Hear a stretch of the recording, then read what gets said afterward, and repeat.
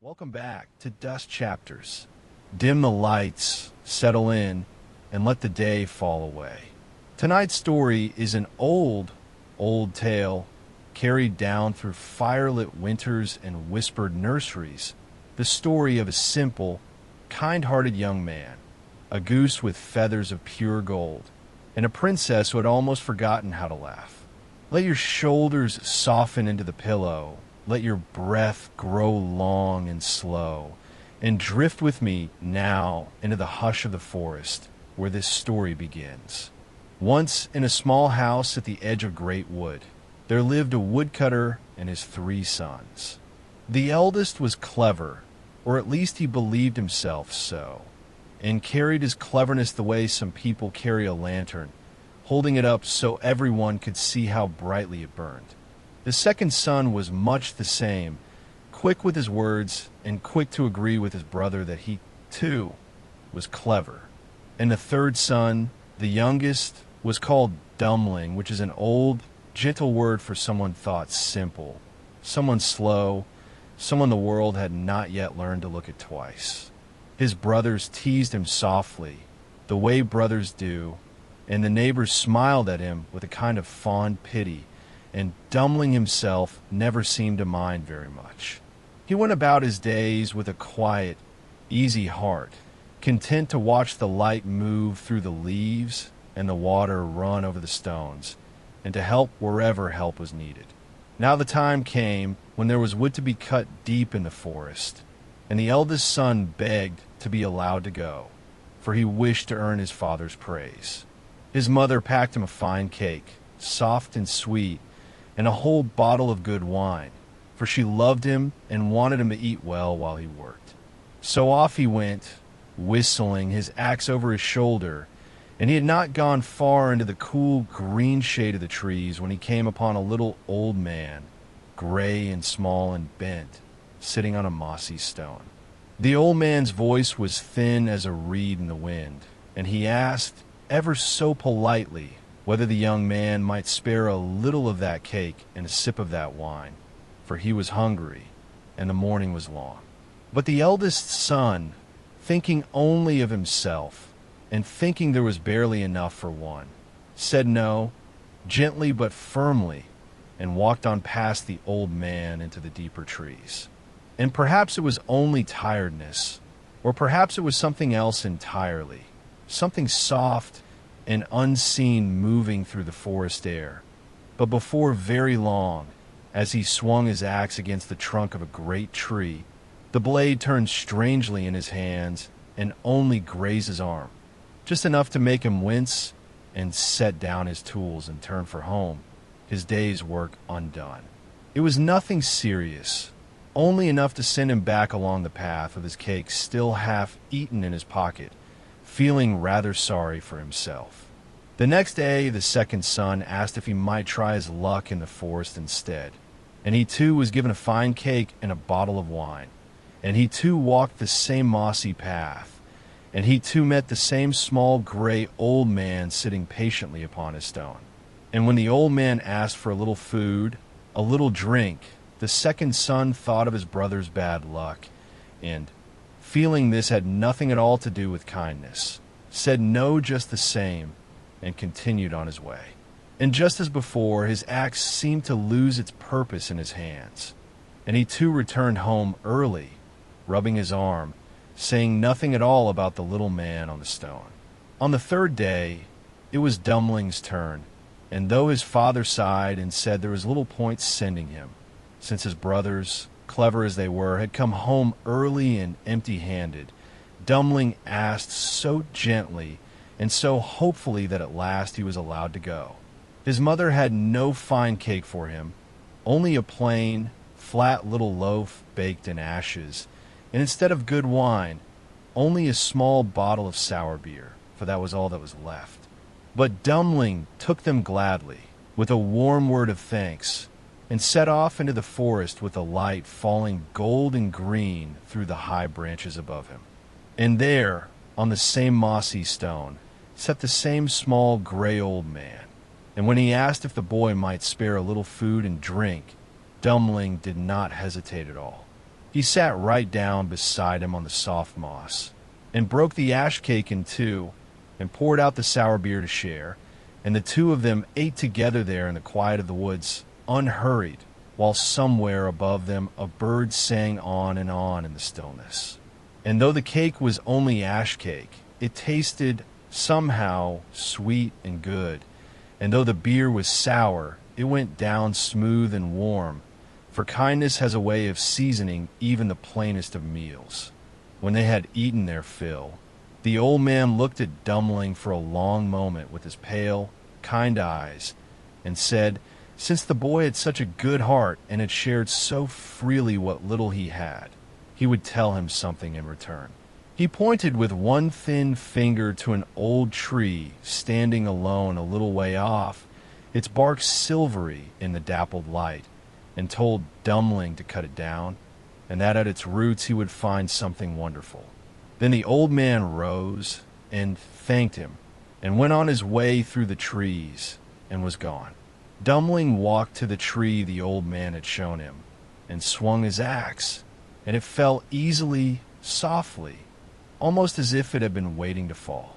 And there, nestled among the pale roots in a little hollow of earth, sat a goose, and Dummling knelt down slowly to look at her, and found, to his wonder, that every feather on her body was pure gold, gleaming softly even in the shade, like sunlight caught and held.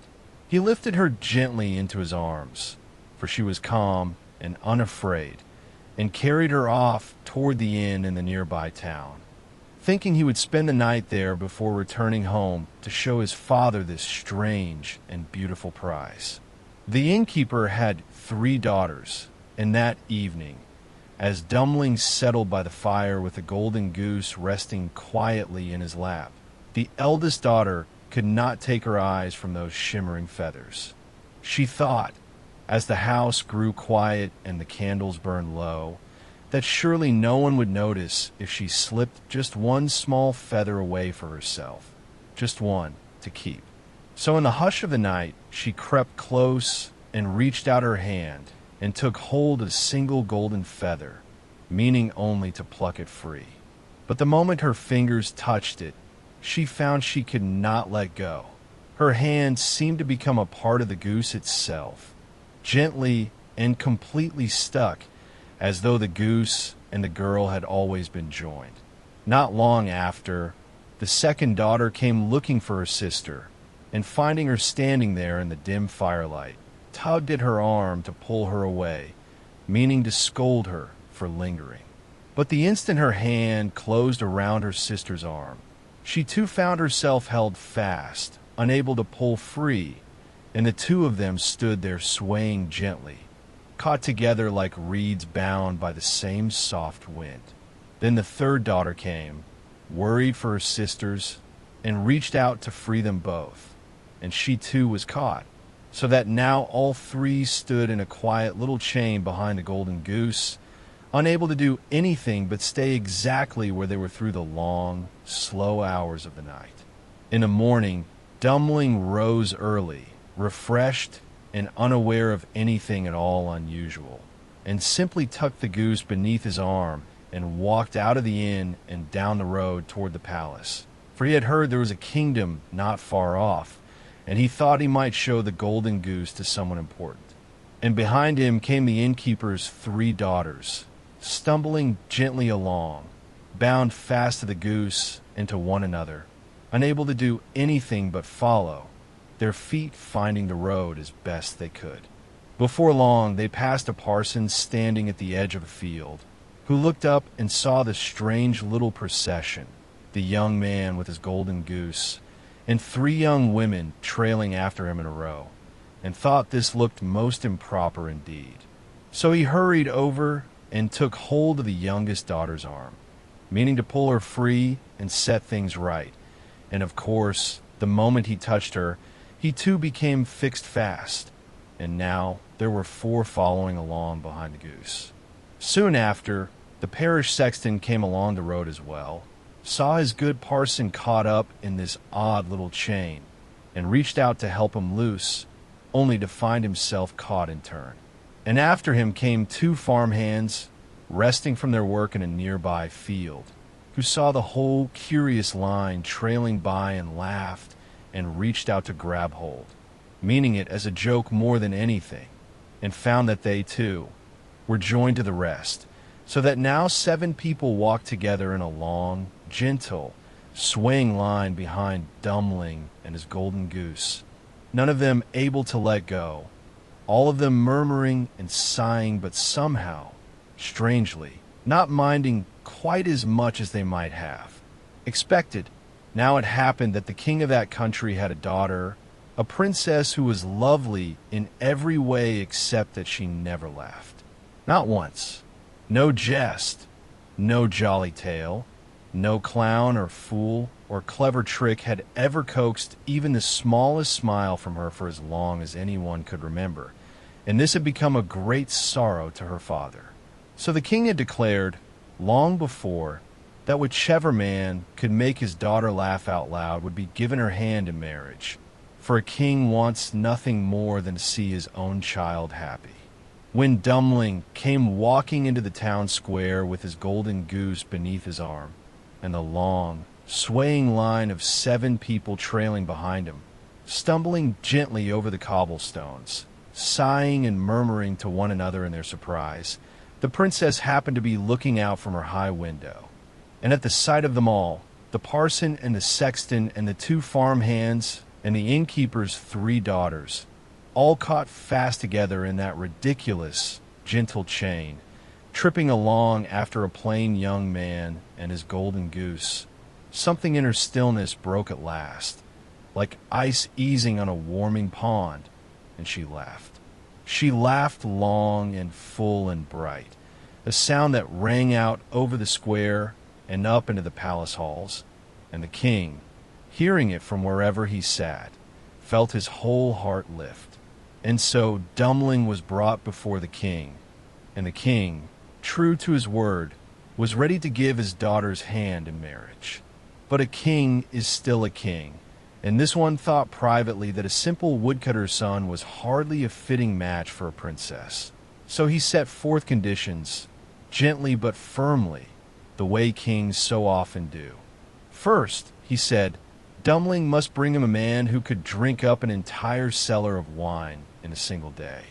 Dumbling, remembering the kindness he had shown the little gray man in the forest, walked back to the edge of the woods and sat down upon that same mossy stone, and found before long that the old man had heard his trouble and understood it well, for he told Dumbling of a man who lived nearby who was always thirsty, no matter how much he drank. And this man came and emptied the king's whole cellar with ease, down to the very last drop, and still looked as though he could drink more. Then the king, a little astonished, said there was one more task, that Dumbling must bring him a man who could eat an entire mountain of bread in a single day. And once again Dumbling returned to the forest, and once again the little gray man helped him, for he knew of another man who was always hungry, and this man arrived and ate the whole great mountain of bread without pausing for breath, and patted his stomach afterward as though he had barely begun.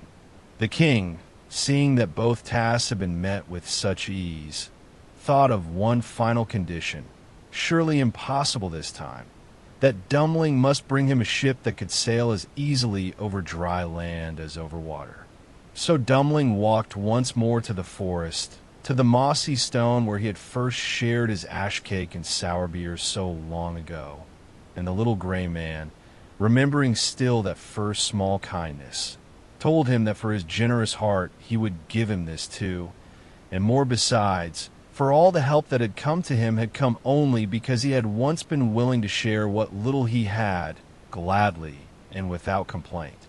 And so the ship was given to him, gliding as smoothly over meadows and hills as any boat over calm water, and Dumbling sailed it right up to the palace gates. The king, having run out of conditions, and having watched all his impossible tasks fall away one by one, could delay no longer, and gave his daughter's hand to the humble, kind young man after all. They were married with great joy, the whole kingdom turning out to celebrate. And in time, when the old king grew weary and passed the crown along, Dummling, who had once been laughed at and thought slow and simple, became a good and gentle king himself, remembered fondly for his kindness, ruling for many long and peaceful years beside the wife whose laughter he had first awakened. And that is where we leave them, in that soft, golden light of a story's ending. The goose resting somewhere warm and safe, the kingdom quiet under a wide starlit sky, and two kind hearts settled together at last. So let your own eyes grow heavy now, and your thoughts drift slow and easy, like a small boat gliding over still water, needing nothing more than the gentle pull of sleep to carry it home. Thank you for spending this quiet evening with Dusk Chapters. Sleep well, rest deeply, and I'll see you back here for our next chapter. Good night.